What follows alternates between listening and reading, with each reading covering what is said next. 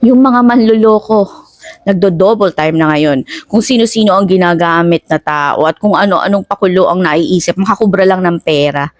Humabol pa talaga yung iba bago mag New Year at nakakalungkot ibalita na marami tayong kabayan ang nainganyo sa pakulong murang halaga ng iPhone 15 Pro Max na inaalok di umano ng sumikat na CEO ng Suki na si Daddy Louie. Kuya, legit ba? Patunayan mo nga iPhone 12. Okay! You don't still believe me! I got you! Wait, I got you. Wait. I got you. Man, I got you. No problem. I got you. I got you. I got you. No problem. I got you. Girl, I got you. Magandang umaga po sa inyo lahat. Ako po si Mary Joy Reyes, 37 years old. Ito pong video na to ay tungkol po ito sa isang CEO vlogger na si Daddy Louie J. Bolok o Balok. Ito po kasi yan dahil sa dami ng followers niya, isa po ako sa naging followers niya. At siya po ay nagbebenta siya ng cellphone na iPhone 15 Pro na nakasil ng 99%. So kami po, syempre, bilang mura nga naman, syempre, sinubukan ko po, isa po ako sa sumubok na bumili. December 23, nung magkausap kami po niya, may conversation po. Tinanong niya pa po ako kung ilang GB, sinabi ko po sa kanya, ganito, ganyan, 256 GB. Okay, sabi niya, 2,500 send sa Paymaya. Sabi ko, wala po akong Paymaya. Gcash lang. Tinuruan niya pa po ako kung paano po mag-send ng payment via Gcash through Paymaya. Then na-send ko na po sa kanya. Ang sabi niya po, 1 to 2 days lang po ma-receive na namin yung order namin. Pero until now po ay wala pa rin po yung cellphone at wala din po siyang paramdam sa amin kung ano na po ba, nasaan na po ba, kahit tracking number wala po siyang binibigay, hindi po siya sa amin nakikipag-usap. Kaya po nasabi namin na in-scam niya kami. Ang hiling po namin sana, maliwanagan kami kung nasaan na po ba yung cellphone. O kung hindi naman po, edi ibalik niya po sa amin yung pera namin. Marami po kami. Ngayon po ay nasa 25 na po kami sa GC namin na pare-parehas po ang nangyari. Umorder ng cellphone, nagbayad. Tapos hanggang ngayon wala pa rin po yung cellphone na iPhone 15. Sana po kahit wala na yung iPhone 15 na yun, kung ibalik niya na lang po yung pera namin. Salamat po, Ma'am Hari. Sana matulungan niyo po kami. Marami po kami na na-scam niya. I'm Florisa Lopena. Isa din ako sa na nag-avail ng 2.5 na pa-iPhone ni Luigi Balok. Yun din, pare-pareha lang yung mga sinasabi nila na na after payment 1 to 2 days lang ipapadala na yung item. Last December 12 ako nag-avail sa kanya. Last December 12 din ako nakapagbayad. Tapos chinat ko siya. Yun, sabi niya antay-antay lang daw ng 1 to 2 days. Pero hanggang ngayon wala pa rin dumating na na iPhone 15 Pro Max.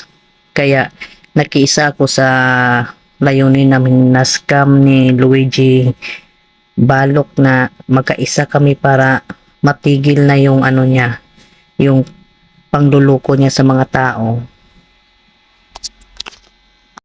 Good morning po. Ako po si Lori Carcamo na humihingi po sana ng tulong sa inyo na isa rin po ako sa na-scam ni Daddy Louie Balok na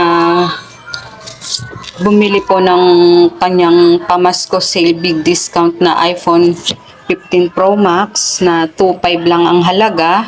So ngayon po napili niya po ako at sabi niya po sa akin mag-send daw po ako sa Paymaya niya.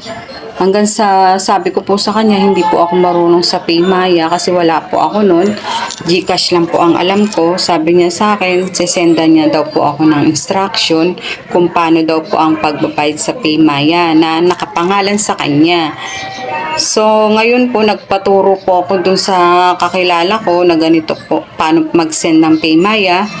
Tapos nung nakapag-send na po ako sa kanya, sabi niya po sa akin, 1 to 2 days, madi-deliver daw po sa address ko at kailangan daw po, active daw po yung number ko. Sabi niya sa akin, sinagot ko siya na sabi ko, opo sir, active naman po yung number ko. So, ngayon po, lumipas ang mga 1 linggo, 2 linggo, nag-chat po ako sa kanya, bakit po ganun? Sabi niyo, 1 to 2 days, so umabot na ng linggo. Mas bigla niya po akong binlock. Hindi na po siya sa akin, naka-block na po ako sa kanya.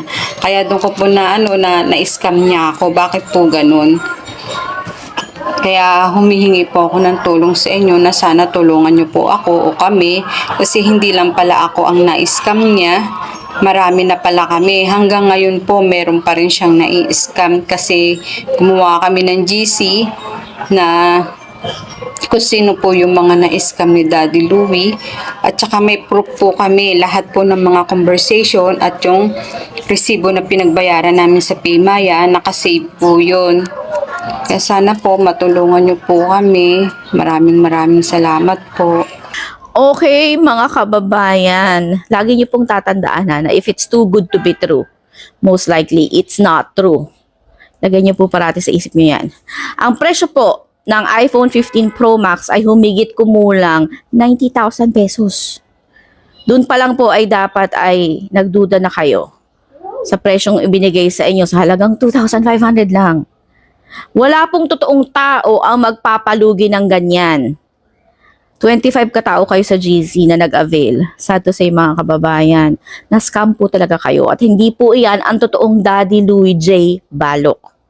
Ang legit account po ni Daddy Louie nung aking chinek ay mayroong 2 million followers that was created March 2023. The rest are fake accounts na recently lang ginawa. At itong mga page na ito ang nanloloko sa inyo. Base doon sa mga convo at links na ibinigay niyo sa akin Para din po sa kaalaman ng lahat Yung totoong Daddy Louie ay namimigay po ng libreng iPhone, hindi nagbebenta. At ang ibinebenta niya po mga cellphone na bagsak presyo ay para dun sa kanyang mga followers at solid supporters ay yung mga brands na Smart 8, Spark Go, ano pa ba, Infinix, at iba pang Android brands. Hindi po kasama ang iPhone doon. Kaya po, all I recommend is to be very careful. Don't be so trusting. Kung may nararamdaman kayong kakaiba or parang may mali, trust your instinct. Wala pong masama na mag-verify muna. Itong mga tao na to na nagpapanggap ng kung sino-sino, makapanloko lang ng tao, ay sila yung mga halangang bituka. Mga walang konsensya at hindi naaatim ipakain sa pamilya nila yung ginagawa nilang panloloko kasi trabaho na nila yan. Tina-target po nila talaga yung mga weak points ng tao, yung pagiging ignorante, yung mabilis maniwala, ginagamit din nila yung financial situations mo, yung pagnanasa at kasakiman mo sa isang bagay. Itong mga to, ito yung mga bagay na tina-target nila na para ma-seduce ka, para makuha nila ang loob mo. In short, magaling silang mag-manipulate ng emotions. Kaya yan ang rason bakit madami sa atin na nai-scam sa panahon ngayon. That's why it is important to be aware that scammers always looking for ways to steal from you. Kaya to protect yourself, dapat lang po na lagi tayo maging alerto sa ganitong mga signs. And I hope itong experience nyo na ito ay magsilbing paalala parate na lagi yung pag-isipan ng mabuti. Hindi lang isa, dalawa, tatlong beses ang mga bagay-bagay, lalo't may perang involved. Kaya mga kabayan, pakitandaan lang po itong mga accounts na ito at hanggang maaari ay i-report natin at i-share po natin sa mga kakilala natin kasi baka maingganyo din sila sa magandang offer kuno ng iPhone 15 Pro Max pa ha. Grabe, mga walang konsensya.